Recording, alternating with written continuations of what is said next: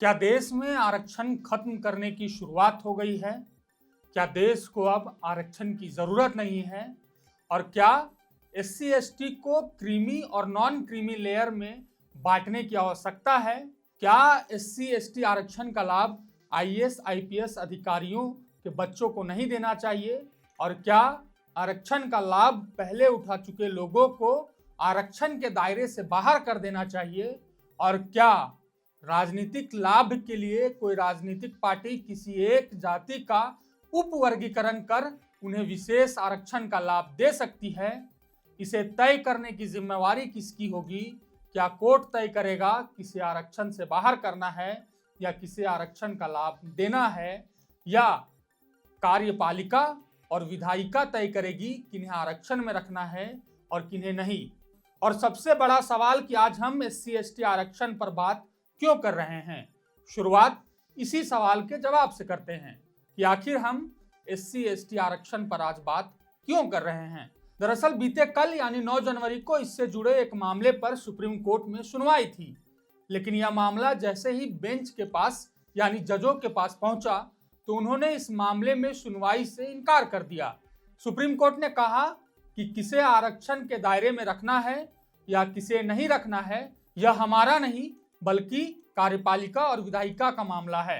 विधायिका और कार्यपालिका को आसान भाषा में ऐसे समझिए कि विधायिका कोई भी कानून बनाती है और उस कानून को लागू कार्यपालिका करती है। अब बात करते हैं कि आखिर एससी एसटी के आरक्षण से जुड़ी याचिका किसने सुप्रीम कोर्ट में डाली। दरअसल मध्य प्रदेश के रहने वाले याचिकाकर्ता, जिनका नाम संतोष मालवीय है, उन्होंने अपने वकील मृगांक प्रभाकर के जरिए याचिका दाखिल की थी। इसमें कहा गया था कि पिछले साल सुप्रीम कोर्ट ने पंजाब बनाम देविंदर सिंह केस के फैसले में अनुसूचित जाति जनजाति आरक्षण में उपवर्गीकरण की अनुमति दी थी।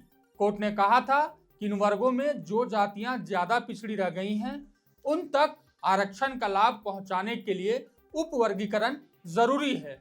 कुछ राज्यों में इस फैसले के मुताबिक कदम उठाए गए हैं, लेकिन मध्य प्रदेश में अब तक ऐसा नहीं हो रहा है।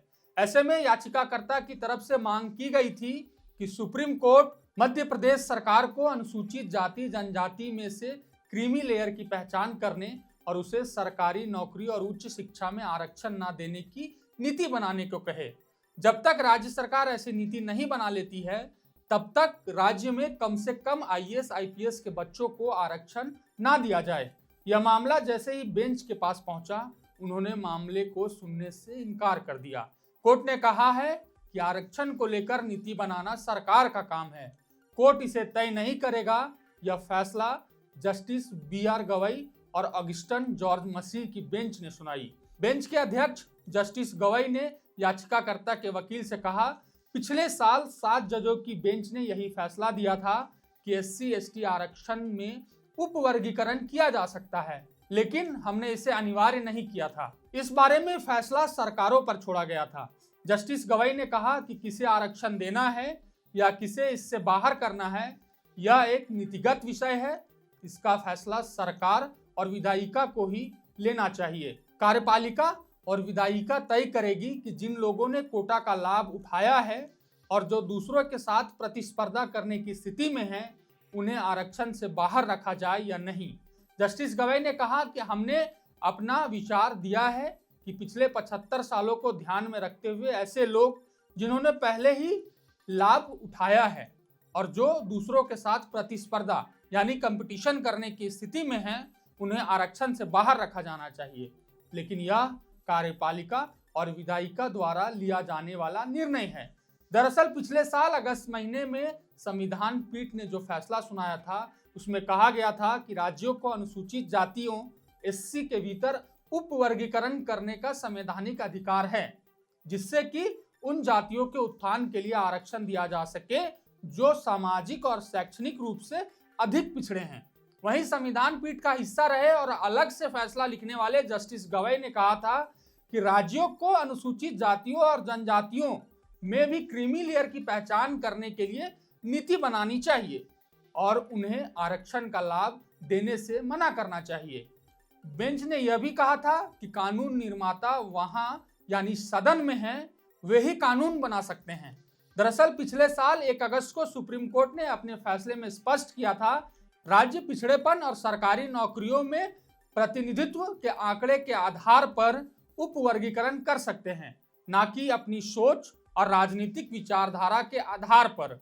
लेकिन पिछले साल जब यह फैसला सुनाया गया था, तब भी इसका समर्थन और विरोध दोनों हुआ था। समर्थन करने वालों का कहना था कि SC/ST का वो समूह जो अभी तक पिछड़ा रह गया है, उसे इससे सीधा लाभ मिलेगा। वहीं कई अन्य जानकारों का कहना था कि इसका गलत फायदा उठाया जाएगा और मणिपुर जैसी हिंसाएं कई जगह हो सकती हैं।